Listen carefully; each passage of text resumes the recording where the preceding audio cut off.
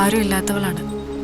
സ്നേഹിക്കാനും സ്വന്തം എന്ന് പറയാനും ആർക്കും ഭാരാവാതെ സ്വന്തം കാലിൽ നിൽക്കാനുള്ള ശ്രമത്തിലാണ്.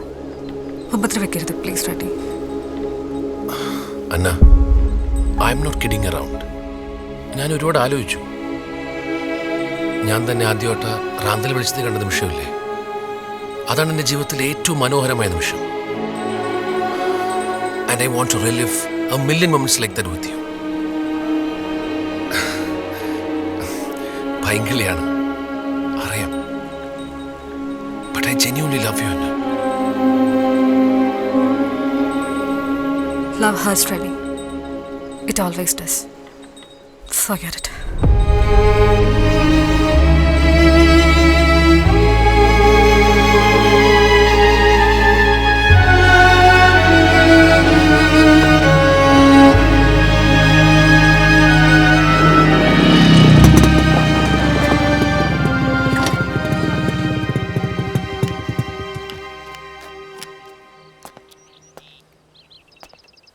അപ്പൊ നമ്മുടെ സിബിയും കുടുംബമൊക്കെ അവരവിടെ യു എസിൽ തന്നെ സ്റ്റേ ചെയ്യുന്ന എനിക്ക് തോന്നുന്നു കേട്ടോ. പിള്ളേർ ചോദിക്കുന്നത് ഇവിടെ വന്നിട്ട് എന്നാ ചെയ്യാനാണ്. അല്ല ഒന്നാലോചിക്കുമ്പോൾ ശരിയാ. ഡോക്ടറെ, ഇതാണ് എൻ്റെ ഒരേ ഒരു മകൻ ഫ്രെഡി. മോനെ, ഇത് ഡോക്ടർ തരകൻ.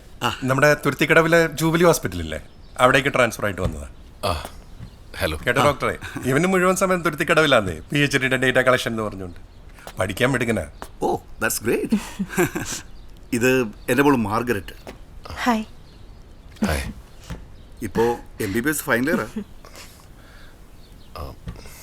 അപ്പച്ച. ആ ശരി. അമ്മജി. ആ വന്നോ?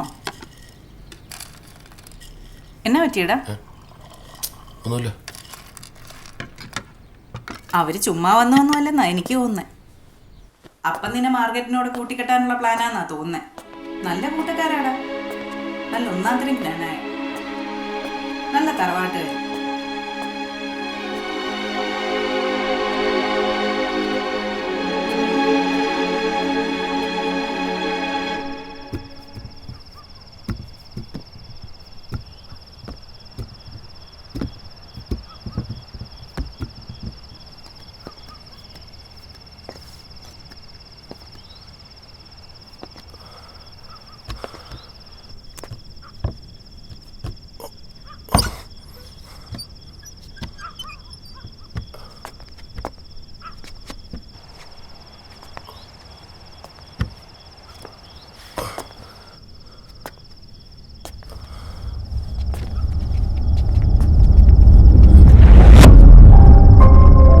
ഫ്രെഡി, താൻ ഈ നാട്ടിൽ വന്നിട്ട് ഇപ്പൊ എത്ര കാലമായി?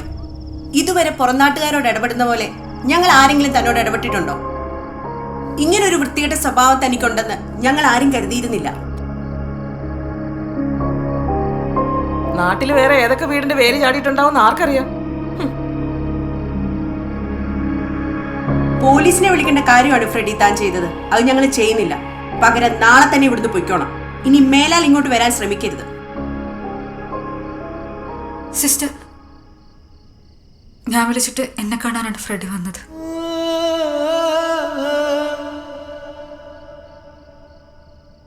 ഞങ്ങൾ തമ്മിൽ ഇഷ്ടത്തിലാണ്.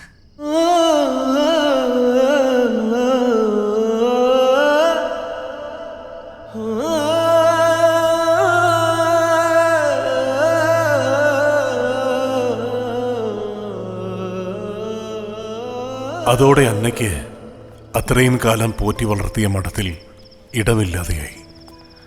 അന്നയും ഫ്രെഡിയും ഒരുമിച്ചായി.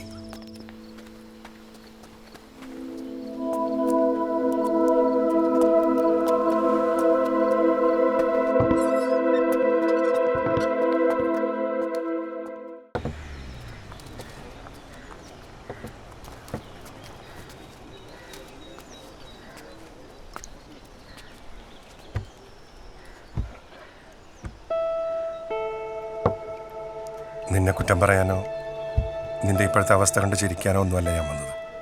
നമ്മുടെ ചെറിയ പ്രായത്തിൽ നമുക്ക് ഓരോ മണ്ടത്തരങ്ങളൊക്കെ പറ്റും. മണ്ടത്തരങ്ങൾ എന്നല്ല, എടുത്തിയാട്ടം, അങ്ങനെയാ ശരിക്കും പറയേണ്ടത്. നമ്മളൊക്കെ മനുഷ്യരല്ലേ, അതൊക്കെ ഇടയ്ക്ക് സംഭവിക്കും. നിന്റെ പ്രായത്തിൽ ശരിക്കും ഇതിലും വലിയ മണ്ടത്തരങ്ങൾ ഞാൻ കാണിച്ചിട്ടുണ്ട്. പക്ഷെ അതൊന്നും ഞാൻ ആരോടും പറഞ്ഞിട്ടൊന്നുമില്ല. അതിൽ നിന്നൊക്കെ ഒരു പാഠം മനസ്സിലാക്കി ജീവിതത്തിൽ വിജയിച്ച് കാണിച്ചിട്ടേ ഉള്ളൂ. കയ്യിൽ കാശില്ലാതെ നീ ഇതുവരെയായിട്ടും ജീവിച്ചിട്ടില്ല. അങ്ങനെ ബുദ്ധിമുട്ടുമ്പോഴാണ് നമ്മൾ പലതും പഠിക്കുന്നതും പലതും രണ്ടാമത് ചിന്തിക്കാൻ നമ്മളെ പ്രേരിപ്പിക്കുന്നത്. എനിക്കൊരു കാര്യം നിന്നോട് പറയാനുള്ളൂ. നീ നിന്റെ പഠിത്തം മുടക്കരുത്. ഏതെങ്കിലും ഒരു ഹോം സ്റ്റേ നടത്തി തീർക്കാനുള്ളതല്ല നിന്റെ ജീവിതം. PhD കഴിഞ്ഞിട്ട് അമേരിക്കയിൽ പോയി പോസ്റ്റ് ഡോക്ടറൽ റിസർച്ച് ചെയ്യാൻ സ്വപ്നം കണ്ടവനാ നീ. എൻ്റെ മുന്നാന്ന് മറക്കരുത് കേട്ടില്ല?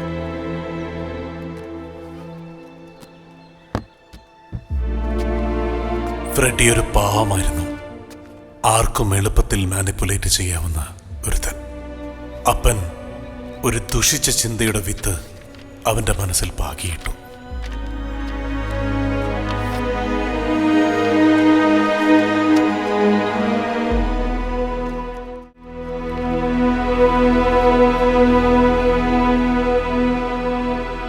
എന്തു പറ്റി ഫ്രെഡി? ഒന്നുമില്ല, ഞാനൊരു കാര്യങ്ങളിങ്ങനെ ആലോചിക്കായിരുന്നു. കാശിൻ്റെ കാര്യമല്ലേ? എനിക്കറിയാം. നമ്മുടെ ലൈസൻസിൻ്റെ ഇഷ്യൂ ഇപ്പം തീരും. അതാ ബ്ലൂ ലഗൂൺ ഹോട്ടലുകാരൻ തൽക്കാലത്തേക്കൊന്ന് ഉടക്കി വെച്ചല്ലേ, അത് ഉടനെ മാറും.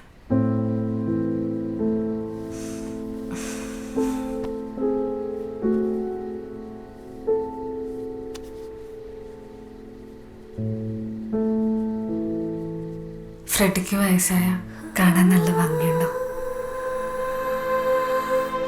തലയൊക്കെ നരച്ച് താടിയൊക്കെ വന്ന്. അന്ന വിചാരിച്ചെടുത്ത കാര്യങ്ങൾ നിന്നില്ല. അവരുടെ പാരഡൈസ് വില്ലയുടെ ലൈസൻസ് ഇഷ്യൂ ക്ലിയർ ആകാതെ നീണ്ടു. ദാരിദ്ര്യം അവരെ ശരിക്കും ബാധിച്ചു. സൗകര്യങ്ങളുടെ നടുവിൽ ജനിച്ചു വളർന്ന ഫ്രെഡിക്ക് അന്നയുടെ ഈ പുതിയ ലോകം അപരിചിതമായിരുന്നു. അവൻ എപ്പോഴൊക്കെ വിഷമിച്ചോ അപ്പോഴൊക്കെ അവനെ സന്തോഷിപ്പിക്കാൻ അന്ന തന്നാലാവുന്നത് ശ്രമിച്ചു.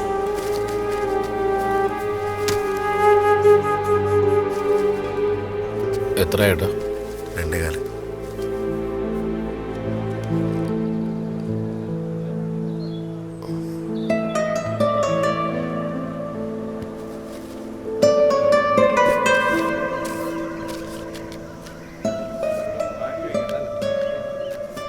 നാട്ടിൽ പോയി അപ്പനോട് ചോദിച്ചാൽ പോരെ മോനെ, മോന് ഇതിൻ്റെയൊക്കെ വല്ല ആവശ്യമുണ്ടോ?